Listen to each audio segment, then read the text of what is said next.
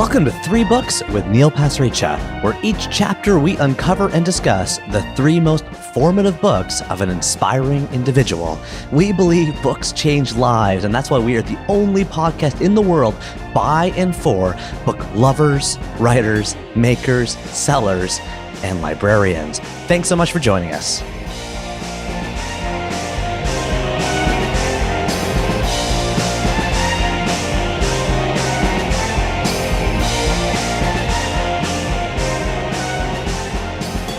Can we control the outputs of our life? Or can we only control the inputs? Inputs and outputs. Inputs and outputs. It's a theme that we've touched on a few times on 3 Books. It's a theme related to the bigger themes of contentment versus ambition versus how hard you push versus what you get. And we're going to touch on those themes in today's really exciting chapter with the one and only Elan Mastai. This, by the way, I believe, yes, it is. It is the first ever chapter of 3 Books with a novelist as my guest. So we're delving into the world of fiction, which we want to spend a lot more time in. But Elan is our first fiction author on the show. And you won't believe this, but he actually ended up scoring a $1.25 million book advance for his debut novel, All Our Wrong Todays. I couldn't believe this when I read about it. I was like, this is the guy that edited the same kind of college humor newspaper that I did. I never scored any $1.25 million book events. I don't know anyone that has or has done that. How did he do that? Like, where does that even come from? So I end up picking up this book. I'm kind of skeptical and bitter, and I'm like, how does a book like this like score so much money? I'm like curious about it. And I pick it up and I read it, and the book is mesmerizing. Mesmerizing. All Our Wrong Todays. It's a sci-fi epic in the vein of books like The Martian by Andy Weir and Dark Matter and Everything Matters by Ron Curry Jr. If you like any of those books, by the way, there's a big juicy blurb by Andy Weir right on the cover. So if you like The Martian, this is kind of a great place to go. It ended up making my best of list for my best top 10 books I've read in 2017. And I can't say more positive things about it. So I reached out to Elan. He graciously invited me to visit him in his living room, where he sat in this beautiful kind of ornate room with this nice rug and his dog, Ruby Slippers, sitting and occasionally barking in front of his feet. You hear us talking about the dog, beautiful dog. I'm not a dog person, but I'm going to go out and say beautiful dog. And Elan starts off the conversation at my prompting, and he was kind of him to let me kind of poke at this a little bit on like how a debut novelist literally gets a 7-figure book deal. If you're not interested in that, then skip the first 20 minutes of this conversation, because I think it's a fascinating story about he's like in an underground parking lot with 1% battery life. He's taking calls from his agent, so he's telling people that he's in the bathroom. Like, it's a fascinating story. But if you don't want that part, just skip ahead 20-25 minutes and we'll get into the books. But again, what this really comes back to, what the theme I'm really hearing when I listen to this show again is inputs versus outputs. Controlling what you can control, controlling your ethic, controlling your work, controlling your passion, controlling your behavior, controlling your habits, controlling your rituals, and letting everything else in the world come back to you as it may or will. Elan is a successful screenwriter. He's the writer behind movies like MVP and The F Word, starring Daniel Radcliffe. More interestingly, though, I think, are the behaviors, ethics, and habits that are behind his success. Listen in as we talk deeply about what it means to control your destiny in the world today.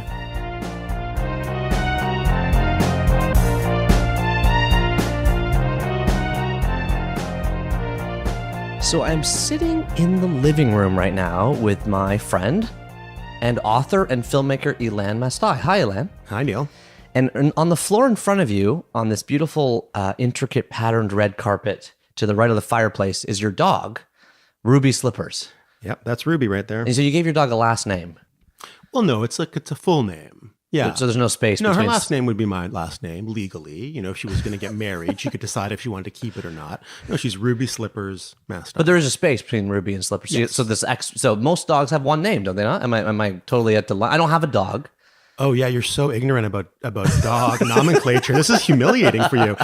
Yes, no, I mean, we call her Ruby, but her full name, when she's in trouble, it's Ruby Slippers. And I'm correct in thinking Wizard of Oz, Dorothy. It's weird. I've never seen it. No, of course. Yeah, no, it's my wife's favorite movie. And I don't know, there was something about it, the idea of a dog and there's no place like home. Thanks for bringing it all together. And that's a nice segue into like I was going to describe the surroundings. I'm in your living room. Thank you for inviting me to your home in this beautiful part of downtown Toronto, Canada. To my right is a nice piano. Do you play? I do, yeah. You play? Yeah. And does your wife and kids play? I have two daughters, and the older one loves playing piano. The younger one, we haven't quite started, and she likes to imitate her sister and make up songs. But it mostly involves just like slamming her hands against the keys. But yeah, no, we play quite a bit. That's how they learn. Okay. I like to compose songs. I don't play that much off of like sheet music. I just find it kind of fun and almost relaxing to kind of come up with melodies and just see what I can do with them. And I don't do anything with them publicly. It's just for myself. But and it's sort of like as a writer or filmmaker, like your projects take so long. That's why I like cooking as well. It's like, you get some ingredients, you make dinner, you eat it, the experience is complete. And I find that with just like writing songs. It's interesting you say that because I heard Jon Favreau, filmic behind movies like Elf and Iron Man, Jungle Book, Swingers, and he's thank you for your perfect IMDb recollection. Talk about how he cooks with his family because his work has gotten so complicated to describe and to take them through, and these projects are so long that like just making a meal together is one of the best things to do. I 100% agree. And for you, that's clanging and like literally composing new music on your piano as a side. That could be someone's full-time thing, but that's just a little side hobby. I'm sure if it was someone's full-time thing, they would commit a lot more of themselves to it. It's just for fun for me. Cool. Well, thank you so much for inviting me here and for being on 3 books. This is the only podcast, as I talk about, being by and for book writers, makers, sellers, lovers, and librarians. And we really celebrate the love of reading and celebrate books and talk about books and bring out these themes that, are just exciting about reading. We really do believe that quote that like, a man who reads lives 1,000 lives before he dies. And the man who doesn't read lives only one. And yes, I stole that from Game of Thrones. But it's a good quote though. But the question I've been begging and itching to ask you is the big one. It's you are a novelist. You have one novel out. It's a fantastic book. I love it. I'm obsessed with it, as listeners just heard me rant about in the introduction. But how does somebody go about getting $1 million advance on their first ever book? I mean, I wish I had like a very like step-by-step path so that everyone could do it. It took me as much by surprise, honestly. Maybe not my agent, but certainly took me by surprise. I didn't write the book with a book deal. I didn't even have a literary agent. Now I'm a screenwriter and a producer. I make films, so I have a film agent. But I wrote the book on the side. I had this story I wanted to tell, and I realized that it was going to work best as a novel, particularly because I wanted to write it in the first person, and just the way I wanted to tell the story and the time I wanted to spend with the character and the world was going to suit a book much better than a film, at least initially. But I'd never written a novel before, and so I just, like a lot of first-time novelists, I did it on the side. I worked on evenings and weekends, and I set myself a goal. I was going to write 250 to 500 words a day, every day. No matter what. No matter what. And so that's what I did. And, I started, I can tell you, I started on July 11th, 2014. And between then, in 5 months, I had a first draft. And some days I wrote a little bit more. Sometimes it's flowing well. You get going, yeah. But that's how I did it. And I just set that goal every single day. And, a long email is 250 words. And people ask sort of why the chapters are so short. And I do really like it aesthetically. But the original honest answer is each chapter was just one day's work. That's what. And then as I started to progress with it, because a lot of the chapters are often 2 or 3 pages long, some of them get a little longer as the book progresses. But I started to write it was just one day's work, and then I realized I liked the aesthetic and the pacing of it, and also the way it reflected the characters' occasionally fractured or certainly complex consciousness. So I stuck with it. Because I'm looking at All Are Wrong Today's right in front of me. Your paperback has just come out. It's 369 pages, at least the paperback, and I'm on chapter 137 as I look at it. Yeah. So an average of 2.5 pages or something per chapter. Excellent math skills there, Neil. That's very impressive. I'm off by a couple decimals, but thank you. I also wanted the book to be very welcoming. I like the idea that if you have a whole day to read, you could read 50 chapters, but if you only have 5 minutes or on your commute or 10 minutes before you go to bed, you could still read a chapter or two and get that kind of full narrative experience, because each chapter sort of ties itself off and kind of leads to the next one. None of that answers your question. So I wrote the book and I wrote the manuscript. So I didn't even tell anybody that I was writing it until it was done. Do you recommend that? Is that a good way to reduce social pressure? For me, I don't like to talk about what I'm working on until it's done. There's a couple reasons for that. Number one, as your profile grows, people start to talk about things. I don't want false information out there. Also, I like the freedom to abandon something if it doesn't feel like it's working. I don't want to tell everybody I'm doing this and doing that until it's actually, I have something that's finished. Because to me, until something's finished, it's nothing. A half a book isn't anything to me. A full book, a finished book, is something that I can actually do something with.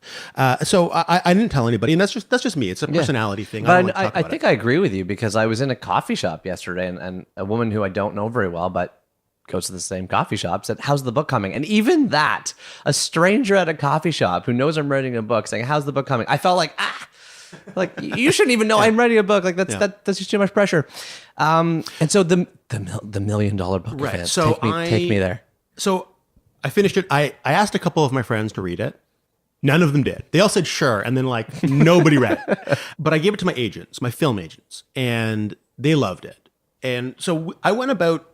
Yeah, and then together we found me a literary agent, like a book agent, because they're not book agents. And then was there something, I thought you told me once there was something about the timing of the... Oh, sure. Well, so, I mean, this is ending up a long story, but No, it's fascinating though, because I don't meet many people that have had this experience that you've had. Right. So we decided to do it through my agent. So I specified there was one agent in particular who I just liked the sound of, I liked his roster. I'd read some interviews I dug up some interviews online. Nice. I just liked what he had to say. And so we went to him first. And it was a big swing because he is the president of the agency. And I'll be perfectly honest, I was hoping he would read the manuscript and recommend somebody to take me on. I wasn't expecting him to take me on himself, but he really fell in love with the book and wanted to represent me himself. And so I think because I went through my film agency. Look, if he didn't like the book, I don't think he certainly would have had no problem saying no. But I think because of that, I don't think he put it at the top of his pile, but he didn't put it at the bottom of his pile either. He got in the middle of his pile. And so he wanted to represent me, and he saw a very strong kind of commercial prospects for it, and he knows the industry inside and out, because that's part of it also. I was looking for somebody that has a very broad and deep understanding of the publishing industry, because I love learning about how this stuff works. And so we talked about the strategy. He had some notes, which were very, very good, small but pointed notes, particularly on the first 100 pages of the book. I did a polish of the book, and he felt there would also be a strong foreign language appeal for the novel as well, and the Frankfurt Book Fair was coming up, and so part of the strategy was to take the book out prior to the book fair. Is that for someone that doesn't know, is that one of the world's biggest book fair? Yeah, Frankfurt, and I think maybe London. So Frankfurt's in the fall, London's in the spring, and those are, I think, the two big book fairs. For the publishing community. Yeah, it's the world. Open to you can't buy a ticket, can you? I don't know. I think you probably can. Oh, I don't actually know. I should do an episode from there next year. Yeah, you should. It's wild. I went not the year we sold my book, but the next year, because we did an event with all the foreign publishers, so I can meet them and talk about the book. And it's it's massive, tens of thousands of publishers, hundreds of thousands of books from all over the world. And we here in North America, with our sort of blinkered vision, think about selling the foreign translations, but there's every country has thousands of books. Of course. And they're looking for English translations there. It's not just, German books trying to translate into English. It's German books translated into Portuguese, and Portuguese books translated into Korean, and Korean books translated into... No English even involved. Yeah, they don't need us. And you also realize just how many amazing bookstore that we never even get because they don't get translation deals. So you found this literary agent. Yeah. The Frankfurt Book Fair is coming up. So we took it out to market to the American publishers about 10 days before the festival. And the feeling was we would give them enough time. So all the business could be done at Frankfurt, but they would have a little bit of a lead time. And the hope was, and again, just because this is what your plan is, it doesn't mean it's going to work. But the hope was if we found a great US publisher for the book, then we could just take that announcement could then kind of lead right into healthy translation deals, like right away. That could happen right. There's this big book deal. Let's get it quickly. Let's get in it, and everybody would be there, and everybody's looking for books, and so that was the plan, is to take advantage of. Am I Frankfurt. right in thinking that the publisher also It's nice for them to walk into the book fair with some swagger, and like we just secured something that we think is going to be hot, and they can kind of brandish that. Exactly, it's great for them too. Yeah. Right. I mean, I think in general. In any aspect of, I mean, this is true in all aspects of life, but particularly in the sort of entertainment world, it's like you're looking for opportunities to make everybody look good. Mm-hmm. You know, it's great for us. It's great for me as an author to get a deal. It's great for my agent. It's great for the publisher to be able to walk in at Frankfurt and announce a big acquisition. If you actually get the big acquisition, which of course you don't know. We were really lucky, and I mean, it was kind of a crazy time. So we sent the manuscript out on a Thursday. I assumed it was going to take at least a couple weeks for anybody to make a decision. I mean, it's a book, like it takes a while to read. So I actually had a trip scheduled to Los Angeles to go, because I had, again, not expecting to have a big sale. I took a job as a rewrite job on a movie because I was like, well, I just spent all this time on the book. Like, I don't know how much do you sell. I asked some friends what you usually get for a book deal. Yeah. And they said, somewhere between $5,000 and $25,000. Yeah, exactly. Is pretty normal. Yeah, so that's what I thought. Not 1.25 million. Right. And so I thought that it would probably be somewhere around there. I thought the book was pretty commercial, so maybe it'd get a little bit higher than that. But I mean, I took a rewrite job on a movie. And so I went to LA, and I'm sitting in a conference on Monday morning with the producer and the director and the development team. And we're talking about the changes that we're going to make to the film. And my phone starts blowing up, and I can see it's my book agent calling me. And finally I'm like, I think I better take this. And so I didn't tell them though, because again, I didn't tell them I had just sent out a novel. Yeah. I didn't think it was relevant. So I needed to find a private place. So I excused myself, and the only private place I could find was I actually went to the parking garage. So I'm in a parking garage in Playa del Rey, and just outside their building, and I find out there's a bidding war happening for the book. And these are the offers that are coming in. I have to make a decision right now. I also have 4% on my phone. And so I'm like, we're going over the deal points. I'm standing in this parking garage. I think they think I'm in the bathroom. Okay. And we're going over the deal points, talking about the different, the different publishers, the different imprints, the different acquisitions editors. And I can see the numbers ticking down. I'm down to 1%. We make a decision. I'm happy with the decision. My agent's happy with the decision. So you're saying there's other bids that were close? We had we had a number of bids, which was amazing. I make a decision. I have 1% on my phone, and then I have to just go back into the meeting and just pretend. And I've been gone for half an hour. They're like, "Where were you?" Stomach troubles. Right. I mean, they think I'm just locked in the bathroom, and so it got announced. I wasn't expecting it to get announced as quick as it was. So it got announced the next day, and I was able to tell them that was why I disappeared.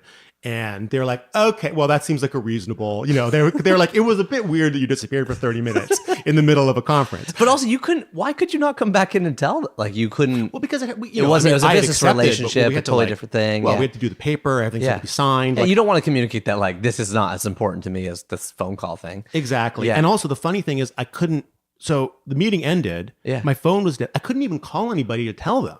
I just had this huge sale, this crazy. I mean, it was literally couldn't even call your wife or anything. It was a 7-figure deal. I was expecting a 5-figure deal. I couldn't call my wife. I couldn't call my dad. I couldn't call anybody. I couldn't even get an Uber to get out of there. I'm at this studio. You said Playa del Rey. I don't know what that means. Is I mean, it's just it's the greater Los Angeles area.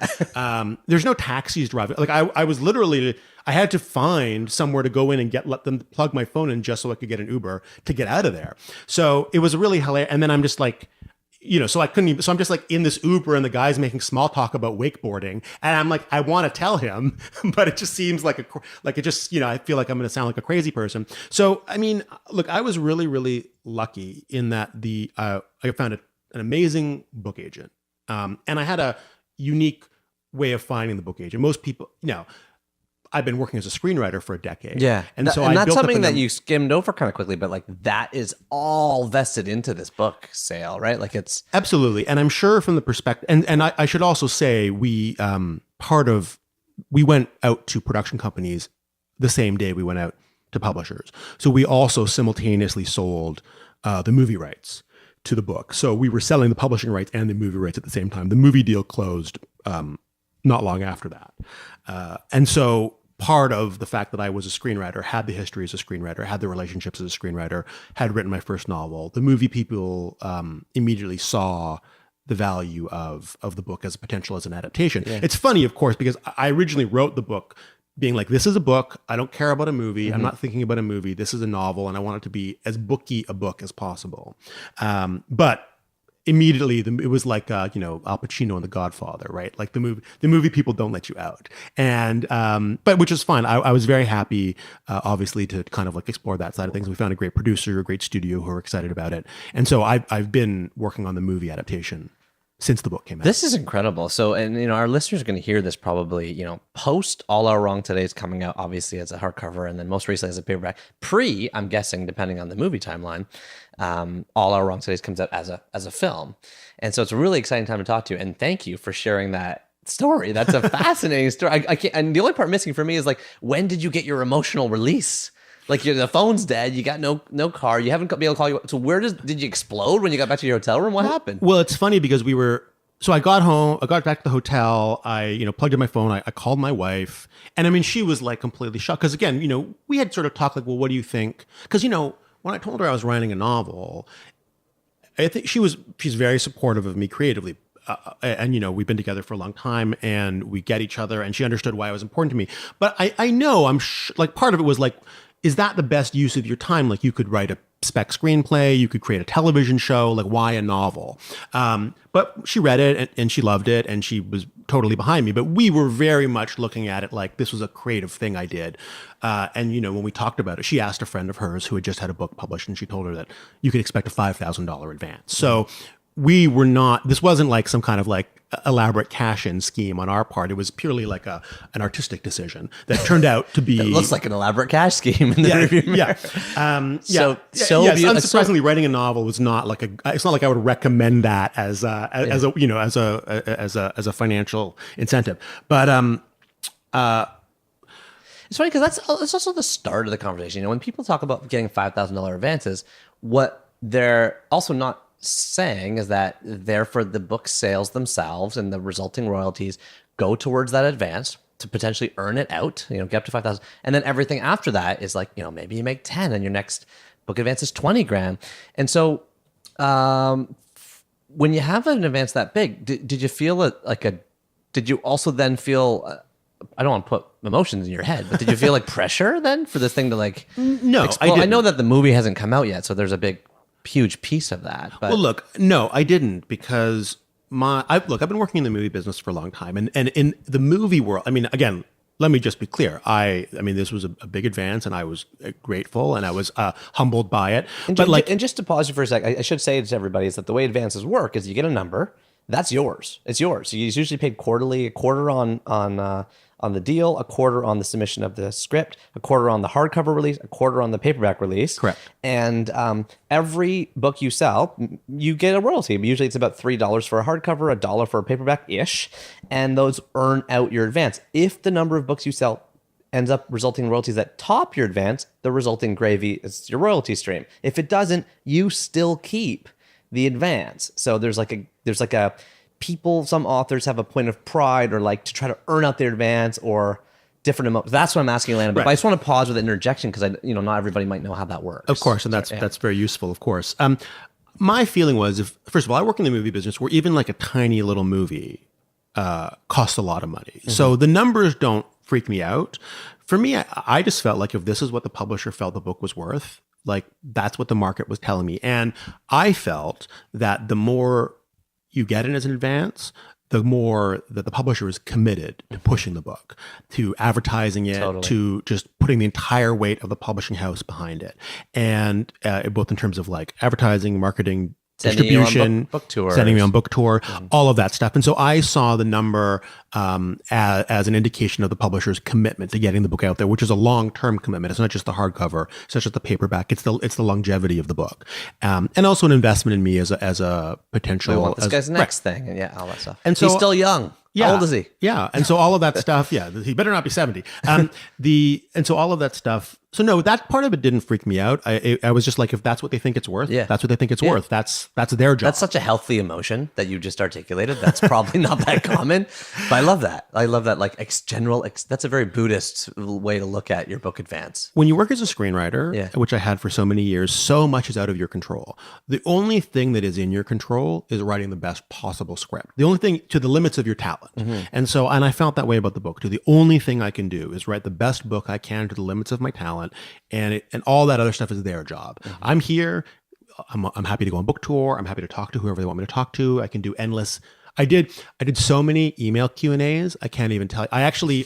I compiled it all, and I had written 75,000 words of email. Is that longer than the book? No, but the book's 95,000 words. I was like, just so you know where my second book is, it's being expressed as email Q&A. So it's like, people, where's your second book? Well, I answered an entire novel's worth of Q&As. Hopefully, there's some cutting and pasting in there. I wish I could say there was, but I always feel cheesy doing that, so I would just re-answer them each time. Anyways, the point being, so I didn't get. I was just to finish off the story. So I called my wife. I called my dad. I think it was the only time in my dad's life he's ever been speechless when I told him. He always has something to say, but that was the only time he ever had nothing. He didn't know what to say. And then I was like, I'm just here in Los Angeles by myself. I have nothing to do. I'm not with my family. I just had a day of meetings. I have another day of meetings tomorrow because I took this job not expecting to make any money off of the book. So I went and got a bowl of ramen and went to see a movie. I went to see The Martian. And I literally didn't remember a single thing that happened in The Martian. I'd read the novel. Yeah. So This is your solo party.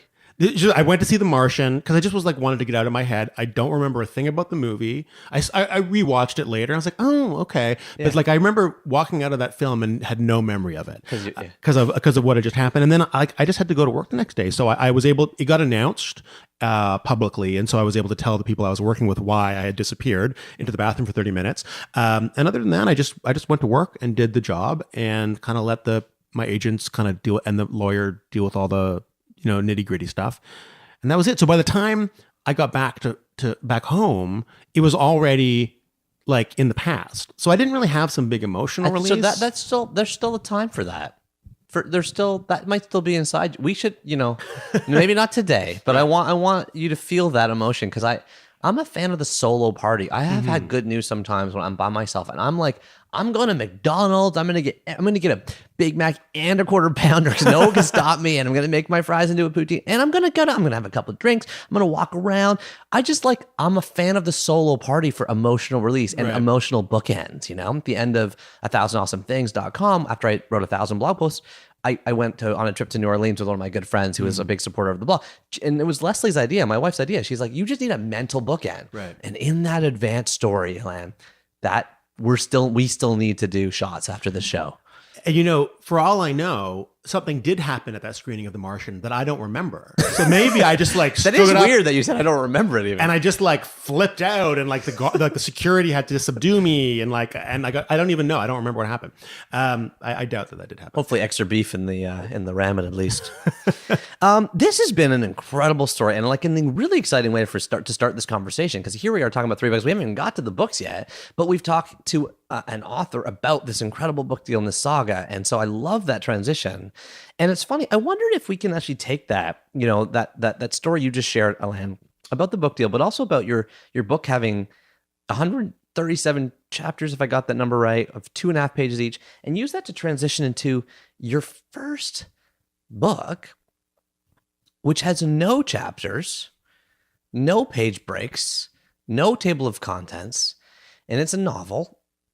called One Day in the Life of Ivan Denisovich, if I'm saying that right, written by Alexander Solzhenitsyn. Solzhenitsyn. Thank you. Those Russian names are tough. They're very tough.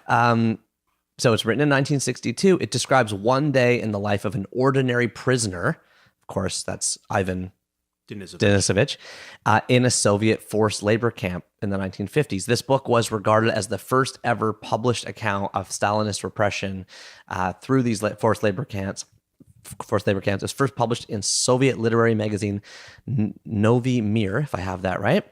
And the author went on to win the Nobel Prize of Literature for this work and others. An authorized English version did not fully appear until the fifth translation in 1991. Ultimately, the sad finish was he was ultimately labeled anti-Stalinist, arrested, and deported from the USSR in the 1970s. So, Elan, tell us about your relationship with this book.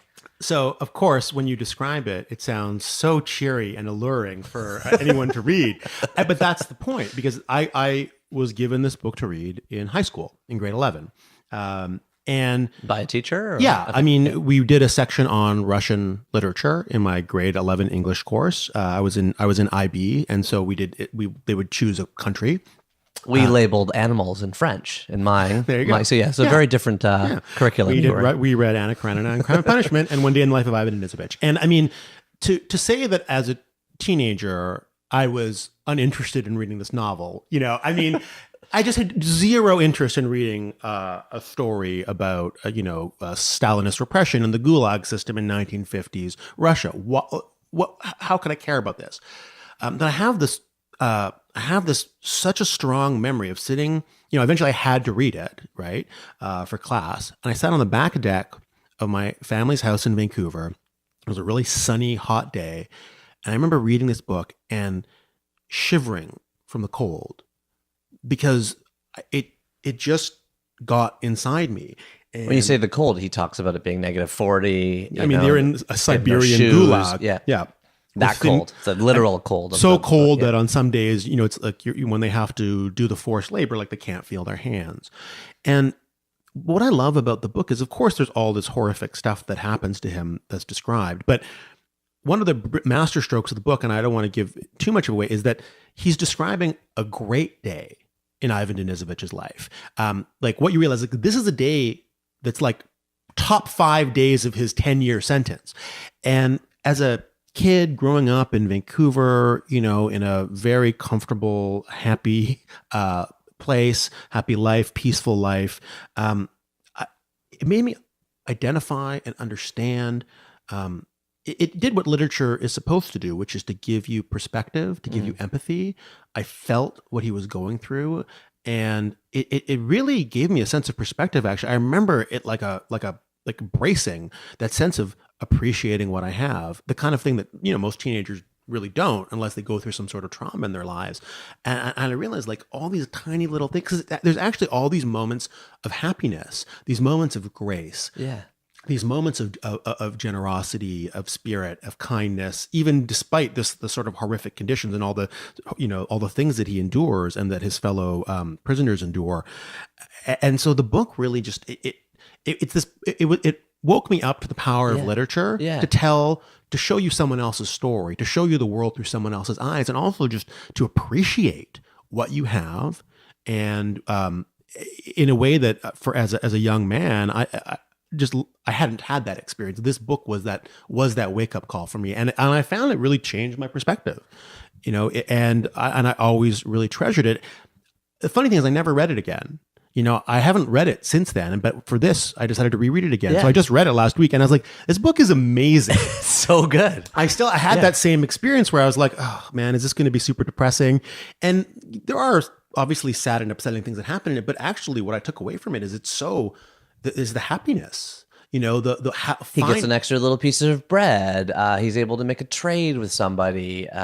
He's able to get the work assignment he's given to is just wiping the floor of a bathroom, which it could have been much worse. Worse. He's actually inside. Yeah, he got he was able to get a little bit of tobacco, and because he helped because he helped his one of the other prisoners, when that prisoner got a package, he was able to get a little bit of sausage, and the book it did that thing which is so important, which is to just kind of ground you and be like, all the things that I'm dealing with in my personal life and my professional life, all the challenges, all the obstacles,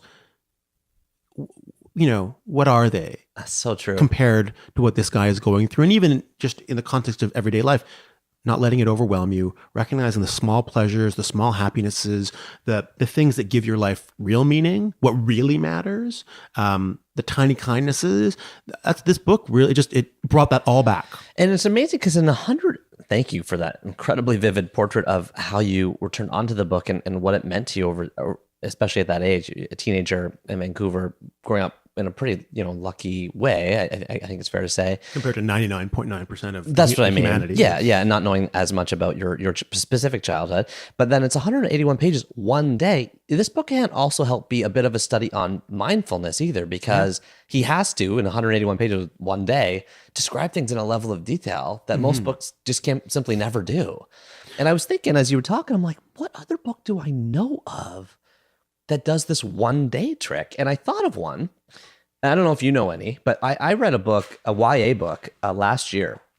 It's called The Sun is Also the Star, written by a woman named Nicola Yoon, if I'm saying that right, who also wrote that book that turned into a movie, Everything, Everything. Yeah. Okay, so this is her second book, I believe, and it takes place over one day in New York City. They end up, the teenagers fall in love. They end up meeting both sets of parents. Like, all this stuff happens in one day. And I was like, this is an amazing conceit. She stole it from Alexander Solzhenitsyn, which I'm never going to be able to say. Solzhenitsyn.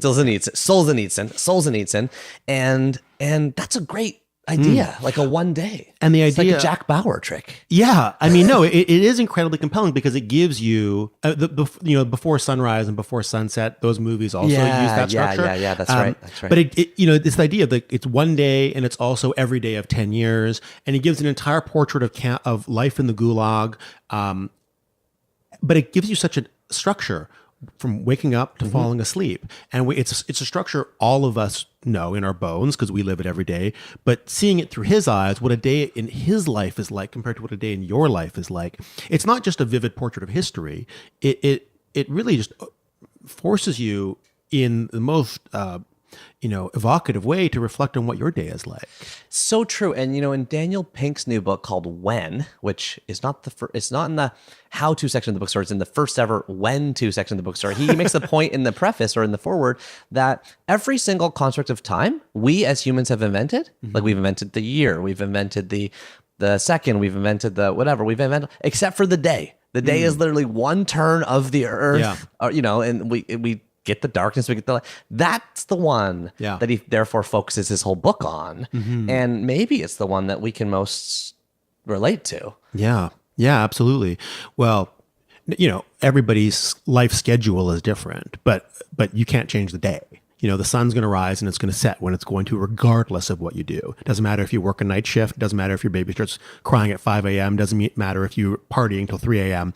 The sun is coming up and going down when it's going to come up and go down, no matter what. It's inviolable. Inviolable? See, that was that word. That cannot be violated. That's my Solzhenitsyn. Cannot. The word that means cannot be. That's my Solzhenitsyn. Thank you. That's a great line. I also, it's interesting, in my novel, In All Are Wrong Todays, and I would not have recognized the influence when I wrote it. Yeah. But one of the characters really espouses this philosophy of you are what you do. This idea that we all have our what we think of as our values. Make a list of what you believe in. Sustainability, tolerance, kindness. Whatever the things that you personally believe in. Maybe it's the opposite of those things. It depends on what you believe in. But make a list of all those things you believe in. And she would say, no, that's not true. Now make a list of what you did today. Literally what you did today. That's what you believe in. And she doesn't believe that as a way to scold people. She wants to help people kind of like be the version of themselves that they want to be. She wants to, people to kind of recognize, like, if this is what you did today, it doesn't matter what you think you believe in. It's what you do. Action is what matters. And it's funny because I wouldn't have necessarily rooted that in One Day in the Life of Ivan Denisovich, but when I read it, I was like, that's like the philosophy of this book. Yeah. And it's funny because I hadn't thought about that connection, but the philosophy of this book is you are what you do. Ivan is what he does, and it doesn't. And because and because it's particularly profound in the Gulag system, because you often were in prison for 10 years, 20 years, 25 years for something you didn't do. Right. And so that idea of defining yourself by your action, as opposed to whatever your philosophy is. And most of the time, half everybody's lying about what they did in the Gulag system. Like, you don't really know what somebody's even in there for, because everyone's lying about it. You would be imprisoned for what you believed, whether or not you actually believed it, if the state thought you believed it. And so that idea of defining yourself by your actions, really, it's imbued in this book. And I didn't even realize it was imbued in my book until I reread the novel. That's a great observation, and that's what formative books are. They form you in ways that we don't even know until we are able to look back and comment on them. It's a book I also was not super excited to read once you picked it, and once we articulated together. Having said that, I had just recently read Man's Search for Meaning by Viktor Frankl for another episode of this podcast. Right. It was somebody else's most formative book. Jesse Finkelstein of Page 2 Publishing in Vancouver, actually.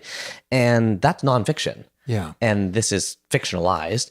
But it seems to me, and I wonder if you agree with this, that in the times where you are, because he also talks a lot about like humanity and people that are for no reason like cruel to each other in these situations. It seems when you have nothing or when you have everything, like ultra billionaires and so on, those are the times where our true humanity is most revealed. And so I don't know if you agree with that, but it seems like in this book and in Man's Search for Meaning, we get to see people's hearts a lot more clearly. Well, I mean, I don't know that I agree that it's in the extremes that our true selves are revealed. I do think that our true selves are revealed with every decision we make every day. List of what you do every day. Yeah. But I think that when you strip away all of the padding of life, there is a certain kind of a clarifying fire to that process. Likewise, when somebody is elevated to in terms of someone who's incredibly rich, or you see what they do with the power they have. That idea of, with great power comes great responsibility, which wasn't Solzhenitsyn, it was Spider-Man. But that idea of what you do when you have everything, what you do with everything, showing who you really are, I think is also pretty fascinating too. Yeah. Thank you. And thank you for the commentary in that book. There's so many themes in this. I love, now that you forced me to read this, I am very glad I did. And I don't think I would have ever heard of it. Now, I normally start with the books that were the first written, but I just thought that transition from your book with many chapters to this book with like literally no chapters was a nice transition. That book was written in 1962, One Day in the Life of Ivan Denisovich. So let's go back 7 years earlier to 1955 for your second book now. And this is, and I think I need to get a bell or something, Elan, because I want to be like, ding, when I name the book, I want to kind of ring it out or something. So it's The Chrysalids by John Wyndham. Came out in 1955, originally published by Michael Joseph, and then it's interesting. Michael Joseph is my British publisher. No way. Yeah, I didn't even realize. I picked this up again. I'm like, oh, I have the same publisher as John Wyndham. And when I looked up Michael Joseph Publishing, it's like a guy named Michael Joseph. It wasn't like, it's like the guy, and then it was I think absorbed into Penguin. Was now it they're Penguin Random House, but yeah. So my book is on the same list as The Chrysalids. Oh, fantastic! Yeah. So just a tiny overview. We always like to give this so people can know where we're coming from. It's a sci-fi coming of age story. The back says, The Chrysalids is a post-nuclear apocalypse story of genetic mutation in a devastated world and explores the lengths the intolerant will go to keep themselves pure. Interestingly, the book was the inspiration. There's Ruby barking in the background if you can hear her. Did someone ring the doorbell? I think the mailman might be coming up the alley. Oh, you can see, she can smell. She can sense people, when people come over, she knows like a full 90 seconds before they knock on the door. Wow. She knows. Yeah. Before they don't even know. I just wanted to mention this to you because I don't know if you knew this. It's the inspiration. The Chrysalids is the inspiration behind the song Crown of Creation by Jefferson Airplane, especially the quoted line, which they got John Wyndham's permission to use. This line, and I wanted to mention this line because I think it talks a little bit about the book. The line is, in loyalty to their kind, they cannot tolerate our minds. In loyalty to our kind, we cannot tolerate their obstruction. So tell us about your relationship with the Chrysalids. Sure. This is another book that I read in high school. And, you get assigned these books in high school, and, most of the time you read them begrudgingly. I mean, you may recognize that they're great literature, and you have to, or there's a sort of a functionality to it, like you have to answer quizzes on it or write essays about it. This was the first book that I got where I was like, this book is cool. Like, it's science fiction. There's like genetic mutations. I mean, the way it's described in the back is interesting, but essentially it takes place in a undefined future after some sort of horrible nuclear apocalypse has happened. And it actually is set in Labrador, Newfoundland. Yeah. Which it's a Canadian book. Yeah, I mean, it's not. He's British, but I guess but I mean, that's he looks for a big island on the map. Probably seemed really far away. And the apocalypse, by the way, is called Tribulation. The Tribulation. Yeah. Well, the main character David grew up in a very religious community, which believes that the tribulation, as they call it, this it's essentially nuclear war, was sent by God to wipe out all the evildoers and heathens, and they have a very, very strict religious interpretation, and everyone's raised that way. And part of that religious interpretation is any genetic mutations, whether it's an extra toe, or maybe there's something wrong with your eye color, or maybe you have like incredibly long arms and legs, or like a tail. Like, it could be anything from small. If you're not a perfect human, you have to be, if it's an animal, they're slaughtered. If it's a human, it's unclear at first what happens to them. In some cases, they're killed. In some cases, they're sent, to the fringes, to sort of like this sort of, away. They're sent away. Dark forests with no rule. Exactly. And they're excommunicated from society after they are, what's the word when somebody's prevented from ever procreating? They're like, castrated? Yeah, basically, neutered, gelded, whatever the word is, so that they cannot procreate. But David grows up inside the society. And so, when he's growing up, like, this is just the rules of the world. But he has a secret. And his secret is that he also is a mutation, but not one that's physically visible. He and some of the other kids in his community are telepaths. They can communicate with their minds. But because it's not obvious to anybody, they can live in society. And I mean, first of all, it was just dope as a teenager to be able to like read a book that was like the X-Men, basically. Exactly. Right? And I couldn't believe that I was given a weird, like, post-apocalyptic sci-fi book that I had to read for class. And so that idea that science fiction was literature, that you would study it, that it wasn't just kind of like pop, it wasn't pulp, it wasn't kind of disposable, that you could have one of these books exploring these themes and it could be literature. You could take it seriously. You'd have to write essays about it. That was a real moment for me. I was like, oh, because, my novel, it depends what bookstore it might be filed under science fiction. Mostly it's just filed in general fiction and literature. Yeah. And I it definitely uses a lot of science fiction ideas, but I'm not just writing pulp sci-fi. I'm writing about bigger things than that. But to me, the line between The Chrysalids as the first book like that I'd read that used science fiction ideas to tell a story that's much more complex and philosophical than just about a bunch of mutants in a post-apocalyptic wasteland. Because, there's a lot of different ways to interpret it, of course, whether you want to do it through the frame of how religion and theology, it ignores in the valorization, and in some cases, the reasonable valorization of the past and tradition, it is an obstacle to change. So sometimes it's valorization. Valorization. What is that? Well, I just mean like not all there can be wonderful traditions. Yeah. There can be traditions that are important for the community, important for society, but when they're obstacles to necessary change, then they become reactive, retrograde, and in this sort of situation. For probably what seem like very good reasons to the religious leadership, they've become a violent obstacle to the necessary change that humanity's undergoing. But more than that, the idea of, as a teenager, that you look like everyone else, you can hide in society, but the thoughts in your mind might make you dangerous. Oh, it's so interesting. That idea and so I think that was one of the reasons why it really clicked with me, because it's that idea of these telepathic teenagers who could communicate with each other, ideas that would make them dangerous to their elders, that would make them sit them outside of society because of their thoughts. I think really like appealed to me and connected with me as like a teenager in the late, I guess, early 90s. You have that feeling of, and look, I grew up in Vancouver. I have progressive parents who are very supportive. But it doesn't, did not feel in my life, in my like family life, that I couldn't speak my mind. But I understood the larger society, the kind of conflicts that were going on in the larger society, what society was, telling me versus how I felt. You can feel that those fissures and those kind of like disjunctures, and so really, I think, connected with me and many of my peers, because it wasn't just a cool post-apocalyptic story about mutants. It was also about what it means when your thoughts put you outside of society, and you can make a decision. You can hide those thoughts. You can suppress anything that would make anything dangerous, and fit in.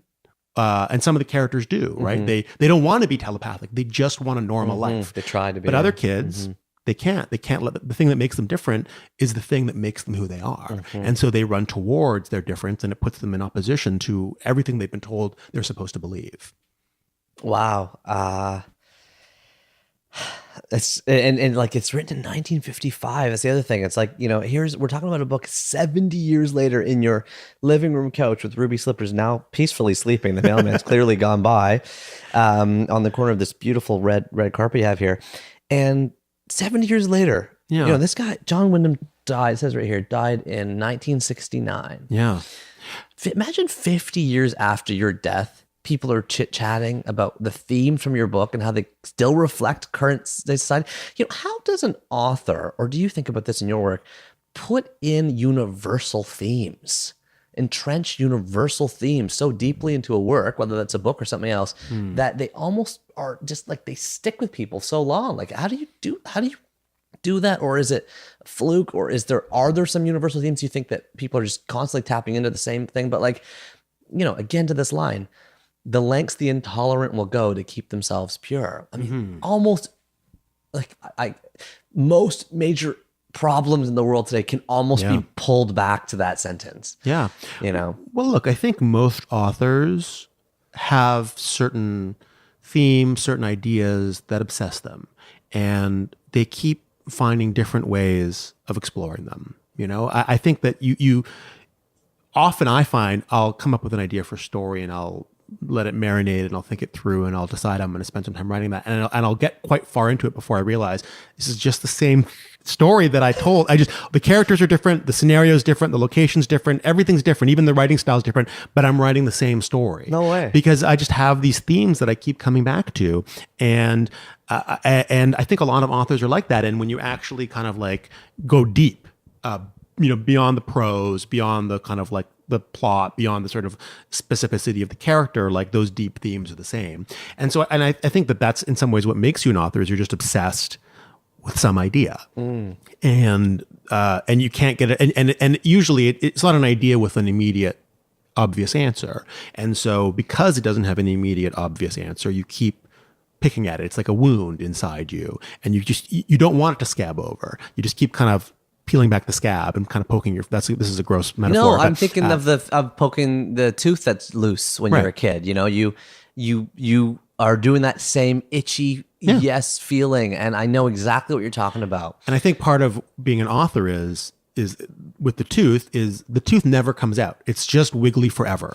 That's probably what makes you an author, is that you have something in you, this kind of like emotional or philosophical tooth, that it will never be steady again, but it will also never fall out. It'll just be wiggly for the rest of your life, and that's why you write. Why doesn't it fall out?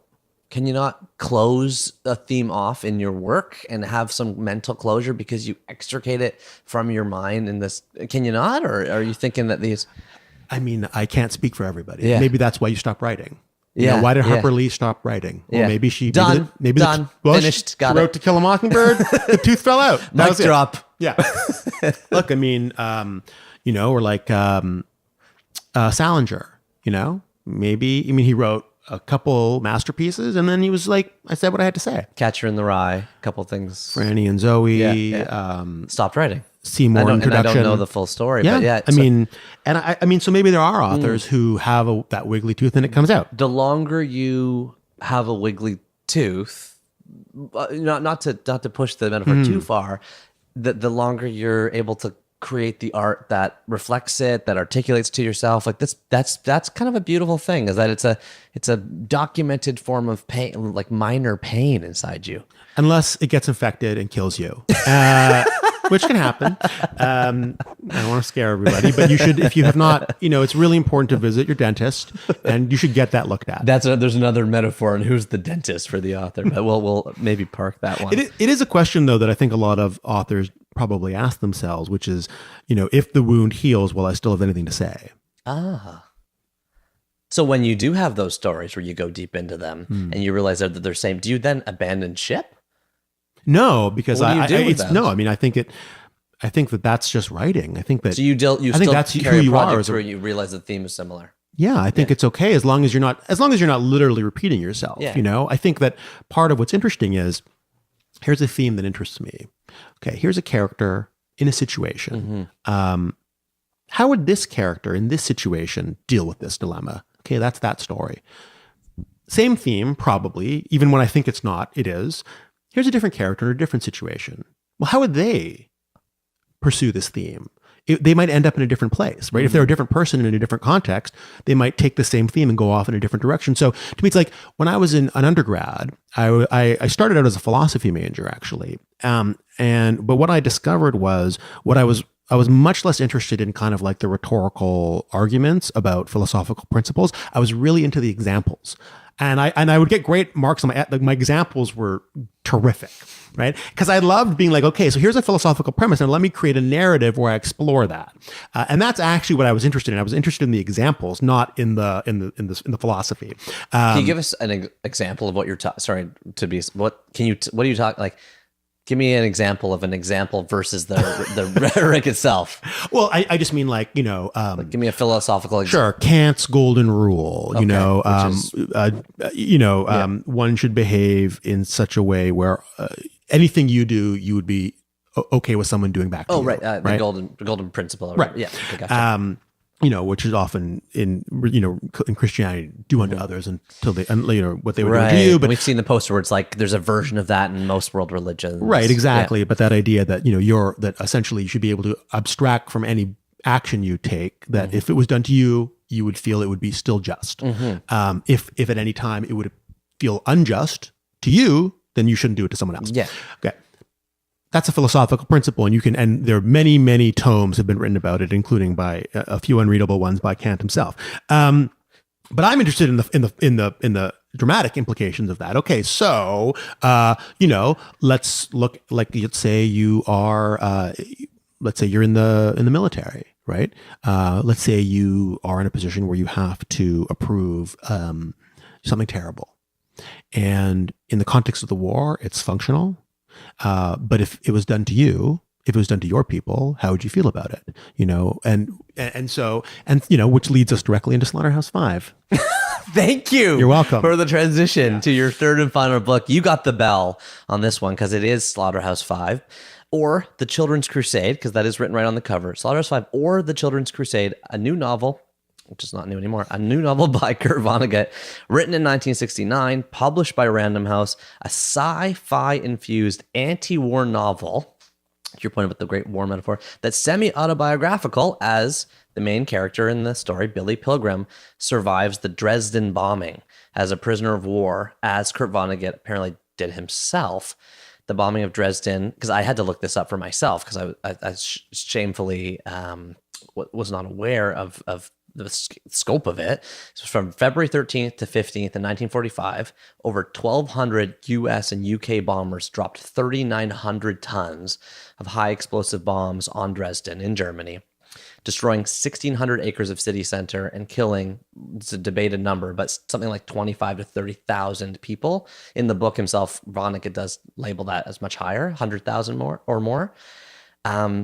So tell us about your relationship with Slaughterhouse-Five. Sure. When I was young, I was really my grandfather, who was a chemist, he had a really extensive collection of old vintage science fiction magazines. I mean, so I talked about the chrysalids being like, oh, like one of these stories could be literature. I read, he had this shelf with all these old beat up pulp sci-fi magazines. In fact, they're all upstairs in my office right now. This is in Vancouver? In Your Vancouver, your yeah. grandfather? Yep. And I used to love this sort of wild and vivid stories of like, space aliens and sentient robots and, future worlds. Attack of the 50-foot women. But I also, for some reason, all the women, even aliens, had boobs. Unclear why an alien species that doesn't procreate the way mammals do would require swollen, milk glands on her chest. But, it was the 50s. And so I love the stories and I love the covers, these sort of like garishly painted kind of like images. But as I was growing up, he also had these paperbacks, and Slaughterhouse-Five was something that I read as a teenager. And it was complete, even though it was like by school or not? No. This was just like, I think I picked the first one of the three that you're not. Yeah, I would have picked the paperback up off my granddad's shelf, like an old beat up kind of like, from probably, when it first came out in paperback. And even though it featured some elements like all those kind of pulp sci-fi stories. So it featured, there's Billy Pilgrim becomes unstuck in time. And he believes that he has been kidnapped by aliens from the planet Tralfamador and taken to live in a zoo there. And they teach him to see time the way they do, which is they see time, all of time, all at the same time. So they can perceive the beginning of the universe and the end of the universe. He very beautifully describes when they look up at the night sky, they don't see pinpricks of stars. They see like luminous strands of spaghetti because they can see the whole path of the star through its entire existence, all the way to the end of the universe. And so they don't believe in things like death because somebody's always alive. It's just that's where their path ended, and they can see the entire trajectory of their lives simultaneously. And the way they tell stories is they don't tell a story with a beginning, middle, and end. They tell a constellation of moments that they experience simultaneously, and in experiencing that particular set of constellations in that particular configuration, it says something meaningful about life. And is that why the book is written that way? Yes, one could. And the thing about the book, of course, is when you read it, that could be an interpretation that this guy who, is in an alien zoo in Tralfamador, experiencing these moments of his life, his childhood, his experience as a soldier in the war, when he was a witness to the bombing of Dresden in 1945 as a prisoner of war, his life later, getting married, having kids, becoming successful. He has a mental breakdown at one point too, or you can perceive the book to be, this is a character about a guy who had PTSD from witnessing something horrible in the war, was raised in a society that valorized the horrors of war. There's that word again. Right? That you're a hero for what you experience, for all the murder and the killing.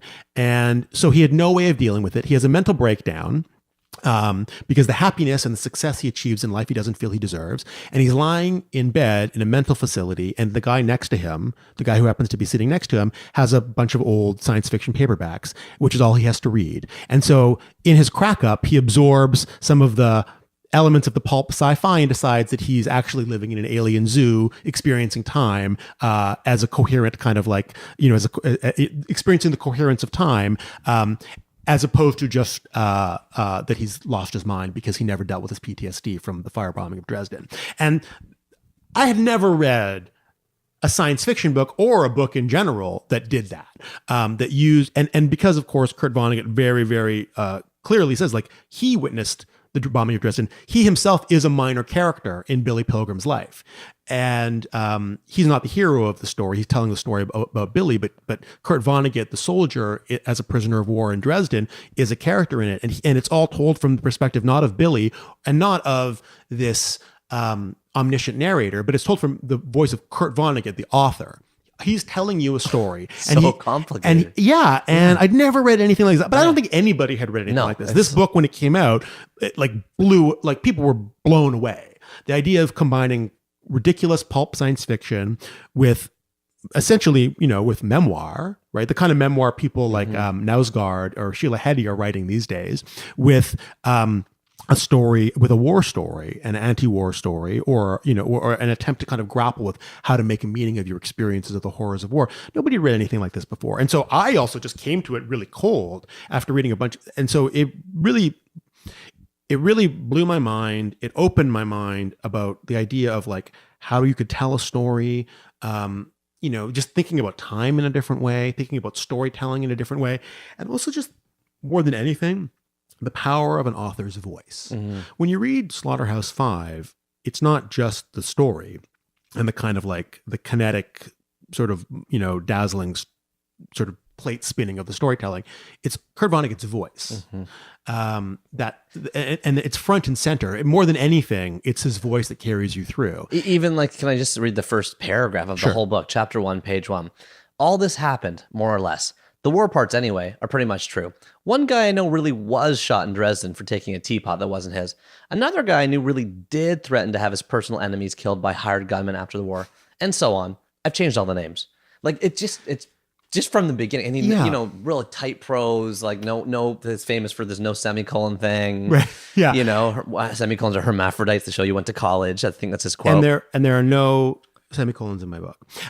So what's funny, actually, ditto. I have no semicolons. When I wrote the novel and you went to copy editing, yeah, it came back with 75 semicolons. Oh, they added. And well, it's funny. So I had this exchange with my copy editor, Atlas, and she I said, well, I don't use semicolons, and she's like, no, you do use semicolons. You just aren't using them right. Like, you're writing with semicolons. You just think you're not. You're just bad grammar. So so we had this back and forth, and I rewrote all 75 sentences to not require semicolons. Wow. Well, you didn't at one point say TL semicolon DR. No, I just rewrote all the sentences. But part of the way I did, not because I have a rule like Kurt Vonnegut, because I felt in a book written the way mine is, which is in a very casual, vernacular tone, it's written to sound like somebody telling you a story. That's super accessible. Well, thank you. But that I felt like the semicolons catch your eye, and they're a little bump. I think that they're fine in some contexts. I understand what they do grammatically, but I think now. Oh yeah, now. I didn't know before. The best thing about writing a novel is you get like it's like a lesson in grammar. Like, I learned so much about grammar from my copy edit. That's funny because you are so respectful towards that, whereas I'm like, ping pong and high five don't have hyphens. You're so stupid. I hate you. Like, I had the opposite chip on my shoulder, but you have a learning mindset. That's good for you. It's healthy. Well, I feel like if there's ever something where I've done it wrong, I think that it's a question. So either you fix it so it's right, or you just rewrite it so that the question is taken off the table. Smart. But I just feel like your eye catches semicolons, and it would take away from regardless of whether semicolons belong in prose, when you're sitting at a bar and someone's telling you a story, they don't talk in semicolons. That's right. That was my philosophy. But anyways, I did want to, and so I found I was very influenced by Vonnegut in terms of the use of science fiction ideas to tell a story that wasn't really about that. And then also in the voice, because it's a very warm voice, but it's also very caustic. He makes a lot of jokes. My book has a lot of... It's a bit baughty. Like, it's a little... he's got a lot of dirty jokes in the 60s, At the same time, so I would say that Kurt Vonnegut is a huge influence on my writing, and unlike Wyndham and Solzhenitsyn, I have read some of their other books, but I've read like everything Kurt Vonnegut's written. But I haven't read it in quite a while, and actually, I will say, going back because of this podcast, I loved the Solzhenitsyn book. I loved the Chrysalids. I was like, I don't know if Slaughterhouse-Five totally holds up. It's interesting. I don't know how you felt about it. Well, I was about to tell you. I was actually embarrassed to tell you, because it's funny. I've been proud of myself in this podcast as I've recorded a few episodes of reading the books before the interviews. And I'm lying in bed trying to read Slaughterhouse-Five, and you just described the complexity of the plot. And I'm being honest with you, like, I could not follow what was happening at all. I was so confused. By page 92, I'm like, I'm 92 pages into this thing, and I'm like, not just lost, but I feel so frustrated and disappointed in myself. And I'm like, the twists and turns, like, I don't get them. I hated this book. And I said to Leslie, I'm like, man, I'm not being able to read this. It sucked. I feel ashamed about it. She's like, the point of your podcast is to be talking about books. Yeah. And we want to get everything on the table. And so one thing I was hoping to talk to you about, I did not finish Slaughterhouse-Five. I felt shame. It's like 200 pages. Come on. I feel shame about that. And I want to talk to you about book shame, because here's a book that I've heard about for my whole life. Slaughterhouse-Five by Kurt Vonnegut. People I know and respect, like Tim Ferriss is a guy I respect. He's talked a lot about Kurt Vonnegut being one of his favorite writers and one of his biggest influences. I've heard a lot of people tell me that's you here now. And I'm like, how am I failing? And I tried last year to read Cat's Cradle. Same thing happened to me. I hit a wall in Cat's Cradle, which I know is one of your most formative books as well. We talked about that briefly before the show. And I'm like, damn, like, how do you wrestle with book shame? Should there be book shame? How do you feel when you don't like something that you're thinking your whole life that you're going to? Can you talk to me about that? Sure. Well, first of all, I think one of the things that's key about formative influences is that they're historical. Why they're formative is because you read them at a young age. So, I mean, I'd never read anything like Slaughterhouse-Five when I read it, and I went on a tear and read all of Vonnegut's stuff. And I think part of it is his influence is everywhere in contemporary writing. I would say he's one of the most influential writers for a specific kind of writer, probably a writer of about my age, probably of about my... I'm 43. 43, yeah. Yeah. Probably a writer who with a similar kind of cultural background and kind of like, reference points and all that sort of stuff. So like a lot of writers who look and talk like me have been of which there are many. You're Jewish. I'm Jewish. He's Jewish? Yeah. No, he's not. He's German. German. I don't even mean Jewish. I just mean like growing up in like North America as this, in the shadow of World War II.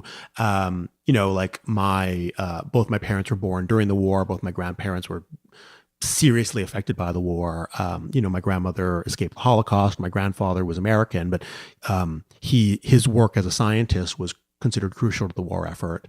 The war very much had a stamp. My father had to escape from Morocco, where he was born, because of the war. My grandparents met because my grandmother fled the war and found herself in America, and that's how she met my grandfather. Completely war-tinged. Absolutely, everything. I lost my maternal side of the family, most of which were lost in the Holocaust. On my father's side of the family, not because they were from Morocco, but like the result of one of the many results of the Second World War was the founding of the State of Israel, where my father, although not born there, ended up growing up. The war is the hinge point in history in terms of my family, and I think that's the case for a lot of people of a certain generation. But I think that because he's been so influential, actually the books don't hold up the way they did at the time. I think he was also writing in a historical moment, and I think that despite the kind of the sort of dazzling ideas in them, he was very, very contextual to the time he was writing in the 60s and 70s. And so I think actually a lot of the stuff feels a bit dated, the way he writes about women, the way he writes about How society. does he write about women? Well, I think that there's a lot of pretty dismissive kind of, like the female characters are very thin, often defined by like one thing about them. It's often physical characteristic. I don't find, it's like, nowadays people would like, I don't find him misogynistic. I find him chauvinistic in the sort of way where it's like, I'm not saying it's charming, but it's like the way like, your old uncle might be chauvinistic, and you don't think he's like, it's not like a virulent, violent sort of like rage there. He's just kind of like sexist, and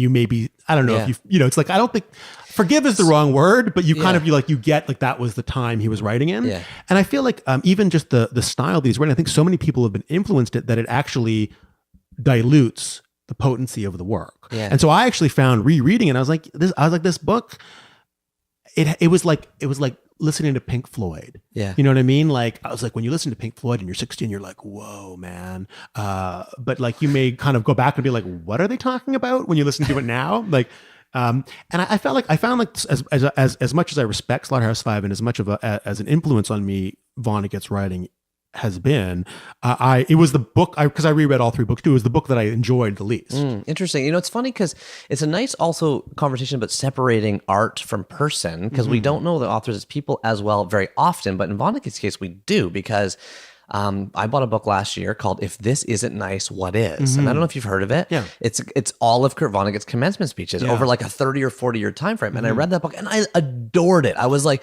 these are formative, great things to tell young people. Like what a great, I would give this to someone graduating from college today. If This Isn't Nice, What Is? By Kurt Vonnegut and all that stuff. What's funny too about this book though is he apologizes for the book on like the second page. He basically says like, this book is a failure. He says to his editor, like, I'm really sorry, it's such a mess. But he's like, it turns out I don't know what to say about war. In fact, war is a mess. He says, and like essentially, what is there to say about a slaughter, what a horrible slaughter. And like, I wasted my time and your time. And I'm sorry that I'm giving you such a paltry kind of, cockamamie novel. I know you were expecting better. And so it's interesting because it's like he knew too that the book is kind of all over the place. But I think that's what people liked about it when it came out, is that it wasn't attempting to kind of boil the war down to like a heroic narrative of triumph or like a despairing spectacle of tragedy. Yeah. It was trying to grapple with what it means to experience that and not die and not be a hero, but to be thrust through history and come out the other side and have to still build a life. That's so amazing that you articulated that, because it's like, and as you said, with such a strong voice, with such clean prose, with like this rhythm and these jokes, and it's like much punchier probably than most books that we would have read from that time or age. And I also think about Citizen Kane. I remember watching Citizen Kane, the movie, and I'm like, this is the #1 movie on like whatever, American Film Institute or something. I watched it and I'm like, that's it? Like, that's the best movie of all time? And then somebody beside me who's really into film was like, you don't get it, man. Like, that's the first movie with ceilings in the rooms. Right. That was the first movie that they ever showed like a reverse angle. I'm making it up, but like all these things that we see in movies today are from then. But also the psychological depth of the characters and the complexity of it and the contradictions. Yeah, I mean, that's the thing. And that's actually a terrific example. Citizen Kane has been so influential that when you watch it, you're like, is that it? I was expecting more. Yeah. But it's like, no, it's because every movie you've seen since 1940 has stolen, borrowed, been influenced by, whatever you want to call it, from Citizen Kane. So in doing that, the original is diluted. And I think it's like that with something like Slaughterhouse-Five too. Yeah. But you asked about book shame. It's funny, we're sitting here and the Goldfinch is just sitting there. I still haven't made it through the Goldfinch. That book is like 900 pages long. Yeah. I was like 300 pages. Everyone's like, this book is amazing. I think it won the Pulitzer Prize. I think so, yeah. It's just sitting there, and it's like, I was like 300 pages into the book, 350 pages into the book, and I'm like, what is going on in this book? Like, I couldn't.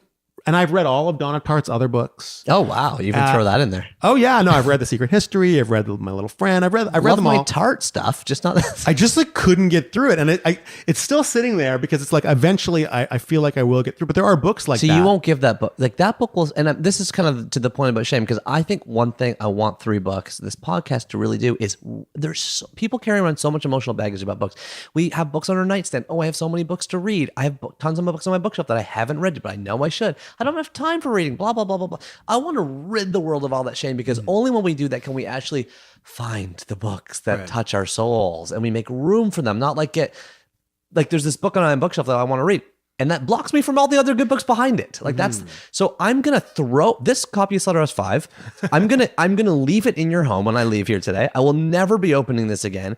Massive respect to Kurt Vonnegut and the influence he's caused by this book. But I can't feel that shame. Otherwise, I won't read anymore. This is a very nice hardcover. Are you sure you want to leave it here? I'm sure. All right, I will gratefully accept it. There you go. You can't see, but I just passed it to him. I will keep keeping the chrysalids, and one day in the life of Ivan Denisovich, with the express purpose of learning how to pronounce the author's last name. Yeah, every morning by you the can end wake of my up. Life. You can wake up and just say Solzhenitsyn. It'll be like your rosebud. When you die, your last words as you fade into the darkness beyond will be Solzhenitsyn. And the very last question, it's almost moot at this point, because you have dropped so much wisdom in this conversation. I'm so grateful to you, Elan. You have shared so much, and you've been so open about these stories that have affected you. But you are such a successful writer and filmmaker and screenwriter. Like, can you share for yourself 20 years ago? Is there 1 or 2 bits of hard-fought wisdom that took you much longer to learn than you think deserved that amount of time, that you would just sort of inject in a serum to your younger self? Could you share a piece or two? And you shared so much, so I don't want to, push it too much, but like, what you got left in that tank for us to close off this podcast? I think it would be the importance of your voice as a writer. I think it's very easy when you're starting out. First of all, you don't exactly know what your voice is. And you also might think, as I thought, that your specific voice isn't what people want. In fact, you should write in like a neutral voice, because then other people can put their voice into yours. And it's hard to find the specificity of your voice. You have these stories in your mind, and you know what they feel like, but it's very difficult to get it out on the page the way it feels in your mind. And I would just tell myself, or I would tell young writers, or not even young writers, just anyone who's trying to make a go of this, that it's not just it's going to be more creatively satisfying and invigorating when you find your voice, but it's like it actually, that's what creates a market for your work. Your voice, your specific way of telling a story, that is the market. Because if the story, or whatever kind of writing it is, but if it's written in a way that anyone could write it, anyone could. What do they need you for? But if you can find your specific voice, the way only you could tell that story, it's not just that the writing is going to be better. It's not just that you're going to be more proud of it, but it's actually what creates a market for your work. I think when you ask about why I had such a big sale for All Are Wrong Today, is I think it was because of the voice. I think it's not just the plot of the story. It's not just the characters, but it's what people connect with is the voice. And I honed that over many, many years working as a screenwriter. I mean, I do sometimes feel a little weird. It is my first novel, but I've been working as a professional writer for more than a decade. I've worked out a lot of the kinks. So in some ways, I don't feel it's the same situation as like somebody who's like writing their first book out of, when they're like in their 20s or something like that. But how do you find this voice? By writing. You just write. Yeah, your hands right now are doing this like 10,000 word thing, 10,000 hour thing. Yeah. 100% believe that. It's the 10,000 hours. It's you write and you write and you write and you write your way through the bad writing to the good writing. And I think it is important to put your work out there in the world, and even the stuff that isn't as good as you want it to be, because when it's out in the real world, it gets evaluated and judged in the real world. And I think just the more you write, it's, to me, like I told the story of how I made a rule for myself that I was going to write 250 to 500 words every day. It's a very manageable amount. And I just did it every single day, weekdays, weekends, holidays, birthdays. And to me, it's about making it a ritual. Writing, to me, it's like brushing my teeth. It's like walking my dog. It's like eating breakfast. It's part of my daily ritual. And I do it every day that I can. And I mean, I've arranged my life so that I can do it every day. And so to me, finding your voice, it doesn't just come. If you're interested in writing, you probably have some raw talent, but raw talent isn't enough. Raw talent is the spark. It's like the pilot light in your furnace, right? But you need to keep doing it and doing it and doing it. And you have to find what it is about writing that you can fall in love with to make you want to do it every day. And you have to make it just part of your everyday life so that it's as natural as having a shower. It's as natural as making lunch. That to me is when it's in your bones. And when it's in your bones, that's when you find your voice. You don't find your voice before. You find your voice by doing it.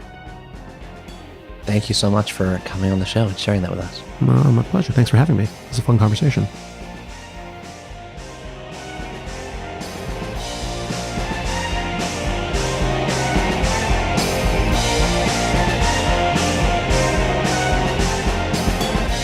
You just write. You write and you write and you write. You write through the bad writing into the good writing. You write on weekends, on birthdays, and holidays. Habit, ritual, work ethic. I love the idea of talent as a pilot light. It's good to have on, but it's not enough. And in this conversation, with Ruby Slippers joining us in Elan's living room, I felt like inspired because Elan's a really down-to-earth guy. He's obviously a confident guy, but he's not arrogant. He's got a really deeply realistic view of the world. He knows what his capabilities are. He knows that work ethic and regimen will take him far, and he just commits to that. He just goes in 250 to 500 words a day, and what comes out? All Are Wrong Todays. And I can't strongly recommend this book more. If you haven't read it, pick it up. It's really, really, really beautiful and fast-paced and hints at all these bigger life themes that I think we're all struggling with and wrestling with. And there's one other quote that I really loved there's so many quotes, but there's one quote that I really want to pull out from this chapter. Elan says, I think part of being an author, it's like with a tooth that never comes out. It just wiggles forever.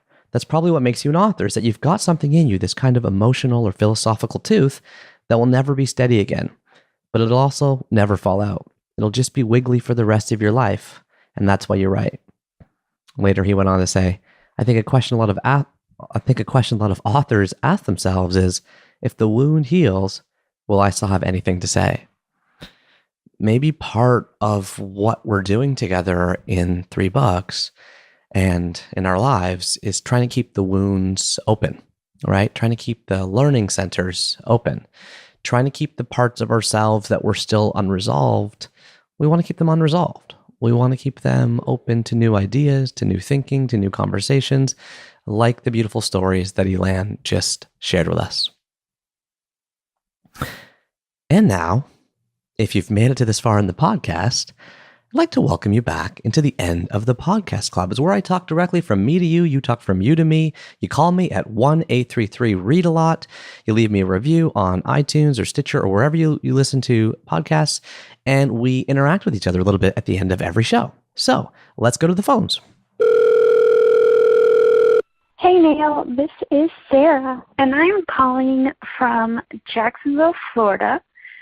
And I just wanted to say that I really enjoying the show. I don't usually listen to too many podcasts, but I've been a fan of yours from the 1000, like the Daily Awesome and things like that. And so I thought I'd give it a shot, and I really liked it.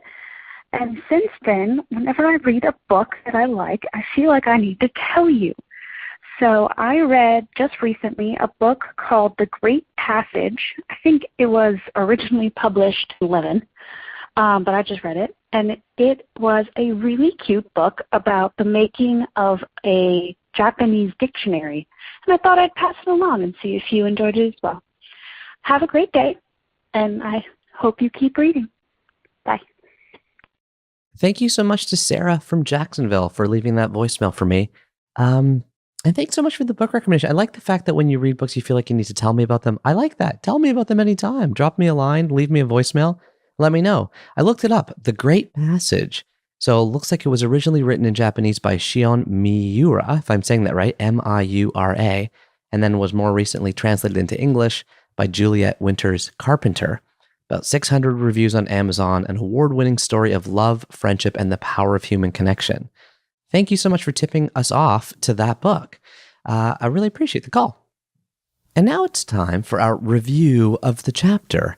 Every single chapter of 3 books, we find a review that somebody's left for us over on usually iTunes, but on any podcast app is fine.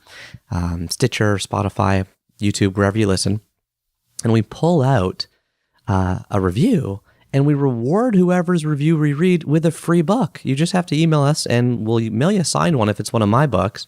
But if you want a book that we mentioned on the show or a book that we talked about, maybe you want Elan's book in this case, we'll send that to you too. In fact, in Elan's case, I might even be able to get it signed.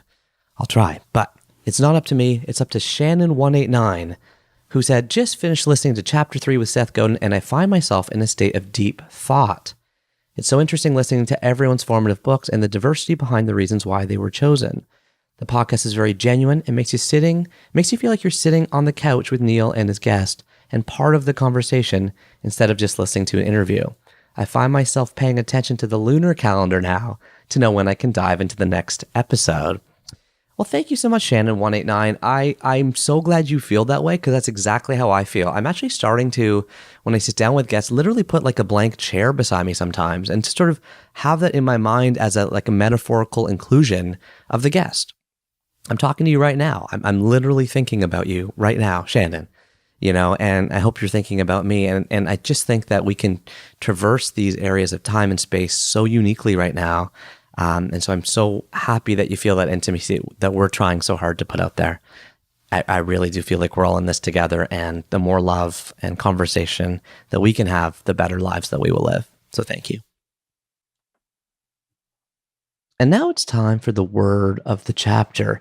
Elan used a lot of really interesting words. Dude is obviously very literate. He used the word retrograde and gulag. And I was just like, which word am I going to pick? But the word that he used that I didn't really know when he was using it was inviolable. INVIOLABLE. Inviolable. It means never to be broken, infringed, or dishonored. Okay, it comes from Latin, violare. In means not, and violare means able to be violated. So it looks like it was used a long time ago, a lot, but not really used much anymore unless you're sitting in, Elan's living room, chatting with him about books. So inviolable, never to be broken, infringed, or dishonored. And so here we come now to the ending of another chapter of 3 books. Guys, I am just loving these conversations. It feels so refreshing to me to have a pure art project unencumbered by math and CPMs and invoices and ads and just like the entire world that's so complex now. I actually was just in conversation about being on somebody else's podcast. We ended up chatting about it. And then the assistant emails me and says, hey, Neil, there's going to be a $4,500 appearance fee to be on the podcast. I was like, what are you talking about? They're like, you'll have to pay to be on the show.